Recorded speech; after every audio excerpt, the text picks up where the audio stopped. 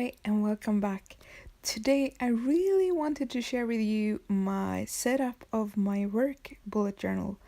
I have been keeping a bullet journal at work for this is the third month going, and I just keep it very simple, but I thought that I would share this process with you.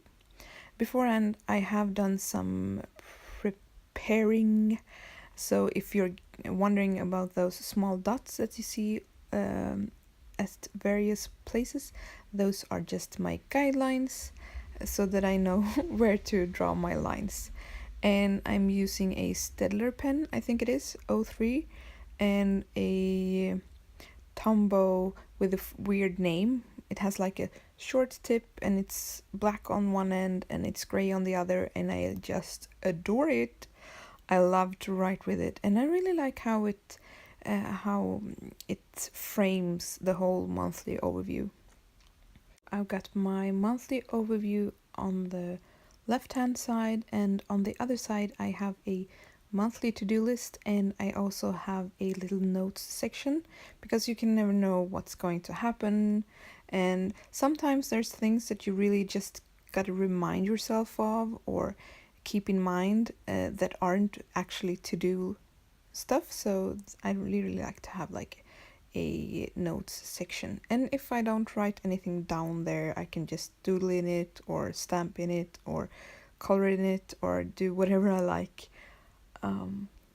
As headers for those little squares, I'm using some leftover stickers from my tab sticker sheet. I really like to incorporate those in my planning, and I really think that they work brilliantly in this spread. And I'm on the other I'm moving back and forth.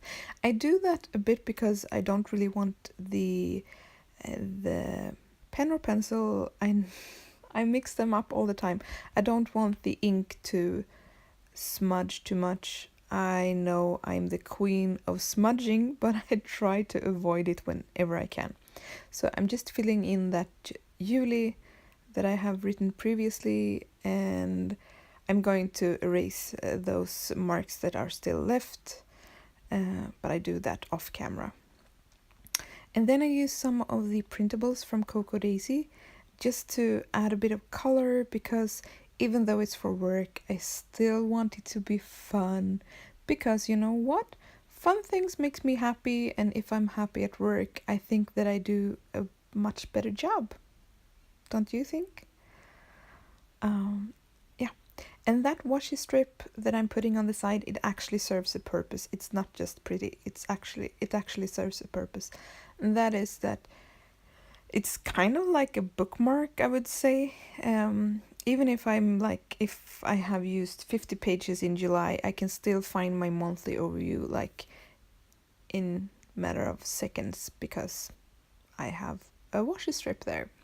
It's very nice, and also I think it looks cute. So double purpose it is. The next thing I'm doing is I'm using the stamp set that we got in one of the planner kits. I think it was the main planner kit. I should have looked that up, but yeah, it slipped my mind.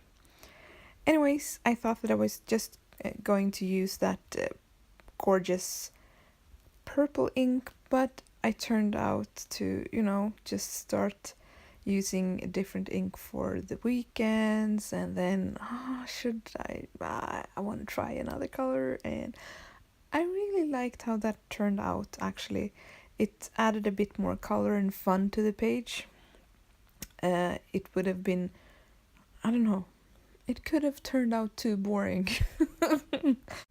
I'm using the same inks that I did in my setup of my mini dory, so if you go back and have a look there, you will see them more clearly.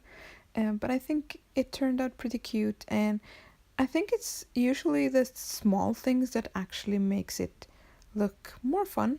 It doesn't need to be a lot to be a lot of fun. On top of the monthly square, I'm putting some stickers from the functional sticker sheet, and I'm using those Monday through Friday stickers, and then for the weekends I just use the weekend sticker. I really like how the functional sticker sheet has turned out since they switched it up.